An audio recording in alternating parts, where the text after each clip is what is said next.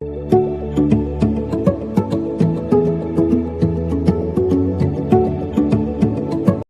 Friends, welcome back to your channel bankers में। Friends, जैसा है कि हम लोग बैंकों में कई तरह के लोन लेने के लिए जाते हैं। उसमें से एक जो लोन होता है हमारा कृषि कार्ड का लोन, वो एक काफ़ी पॉपुलर लोन है, जो कि जिसके पास भी खेती की ज़मीन होती है उस लोन के लिए ज़रूर अप्लाई करता है। कृषि कार्ड के लोन के लिए आपकी क्या रिक्वायरमेंट होती है, आप उसको कितना लोन मिलता है, आपको लोन किस हिसाब से मिलता है, कैसी उसकी कैलकुलेशन होती है, उसके लिए क्या डॉक्यूमेंट की रिक्वायरमेंट होती है, आज हम लोग वीडियो में जानेंगे। कृषि कार्ड क्या होता है, जैसे आपकी 1 बीघे 2 बीघे आपकी जो भी ज़मीन है, उस ज़मीन पे आप जो भी फसल उगाते हैं उसके लिए आपको लोन दिया जाता है। उस लोन के लिए सबसे पहले तो आपको, जब भी आप किसी बैंक में जाते हैं, तो आप उनको पहले ये बताइए कि सर, मेरी इतनी ज़मीन है, मैं इस ज़मीन पर अपना एक कृषि कार्ड बनवाना चाहता हूँ।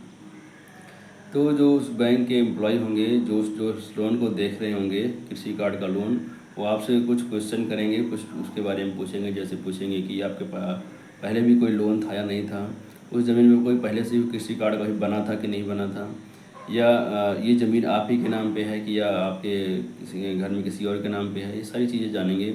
आपसे पूछेंगे आपसे कि आप इस पे कौन सी फसल उगाते हैं। बहुत सारी ऐसी चीज़ें हैं जो आपसे पूछी जाएंगी। जब वो सारे संतुष्ट हो जाएंगे सवालों के जवाब से, तो आपसे बोलेंगे कि आप अपनी खतौनी और अपना खसरा और अपना आधार कार्ड पैन कार्ड लाके जमा करिए। जब आप वो आधार कार्ड पैन कार्ड और अपना खसरा खतौनी लाके जमा करेंगे, तो वो आपकी उस फाइल आपके उस खसरे खतौनी को असेस करेंगे, और उसके बाद उसकी एक रिपोर्ट बनती है। वो रिपोर्ट बनवा के जो भी आपका शेयर होगा उस ज़मीन में, शेयर सर्टिफिकेट के हिसाब से आपका जो शेयर होगा, और जो भी डिस्ट्रिक्ट लेवल कमेटी से उसमें बहुत सारी जो हमारी फसलें होती हैं, जो खसरे में आपकी लिखी रहेंगी, समझ लीजिए आलू, गेहूँ, धान, बहुत सारी जो फसलें हैं, उनका एक रेट डिसाइड होता है कि आपको पर हेक्टेयर कितना अमाउंट देना है। उस हिसाब से आपका जो भी कैलकुलेशन बनता है, वो आपका जो भी लोन करने वाला ऑफिसर होगा, वो असेस करके आपको अमाउंट बता देता है कि सर, आपका इतना लोन बनेगा। तो ये एक पूरी कैलकुलेशन होती है और पूरा एक प्रोसेस होता है, जिसमें जैसे ही आपका केसीसी का लोन सैंक्शन होता है, और आपका जो भी केसीसी का अमाउंट होता है वो आपके भी खाते में आ जाता है। ये केसीसी लोन लेना आसान है, आपको आसानी से मिल भी जाता है। और इसमें कभी बैंक आपके ये नहीं पूछने जाएगा कि आपने जो केसीसी का पैसा लिया वो आपने कहाँ पे इन्वेस्ट किया, आपने अपने खेत में ही लगाया कि कहाँ लगाया। क्योंकि बहुत सारे जो लोन होते हैं उसमें ये ज़रूर इंश्योर करना पड़ता है कि जिस चीज़ के लिए लिया गया है उसी चीज़ में इन्वेस्ट हो। वैसे इन्वेस्ट तो आपको केसीसी का लोन आपने लिया तो खेती में ही करना होता है, बट अगर जो भी पैसा आपका एक्स्ट्रा है, आप उसे कहीं भी इन्वेस्ट कर सकते हैं, कहीं भी लगा सकते हैं, किसी भी काम में यूज कर सकते हैं। कोई आपसे पूछने ये नहीं जाता है कि आपका पैसा, आपने पैसा कहाँ कितना लगाया, इसका कोई बिल वाउचर दीजिए, ऐसा कुछ नहीं होता है। तो एक ये चीज़ जो इसकी है, सबसे बड़ी बेनिफिट ये है कि आपसे कोई पैसा लेने के बाद आपसे कोई कुछ नहीं पूछेगा कि आप इसका बिल वाउचर ला के दीजिए, इसका कुछ एंड यूज़ दिखाइए। और केसीसी में आपने सुना भी होगा कि इसमें जो ब्याज होता है बहुत कम होता है। अगर आपको उसके बारे में नॉलेज हो कि आप उसको कैसे रीपे करना है, कैसे कैसे अपने सब्सिडी आपको कैसे मिलेगी गवर्नमेंट की, तो उसमें बहुत आसान सा आपका है कि इसमें आपकी जो ब्याज है बहुत कम हो जाता है। उसका सिंपल सा कॉन्सेप्ट ये है कि बैंकें जो भी होती हैं वो आपका केसीसी पे 7% के आसपास चार्ज करती हैं, उनकी चार्जेस को अगर छोड़ दिया जाए तो। और जो भी गवर्नमेंट की जो सब्सिडी होती है वो 3% के आसपास सब्सिडी आपके खाते, इसके लोन के अमाउंट में आती है।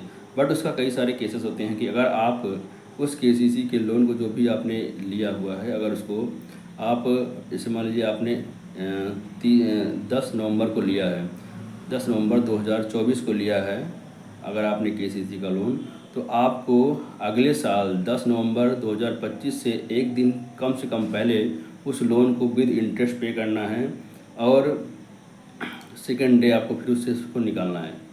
अगर ये आप करते हैं, इस कॉन्सेप्ट को बोलते हैं पलटा कॉन्सेप्ट।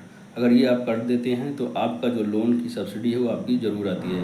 क्योंकि केसीसी का जो भी आपका इंटरेस्ट लगता है वो 6-6 महीने पे लगता है।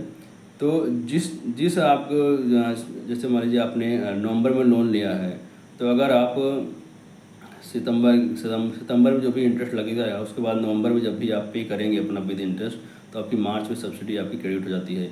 इस तरह से आपका 3% आपका सब्सिडी जो गवर्नमेंट की होती है वो आपको प्रोवाइड होती है और सब्सिडी आपके 3 लाख तक के लोन के अमाउंट पे आती है, 3 लाख के ऊपर के लोन के अमाउंट पे नहीं आती है।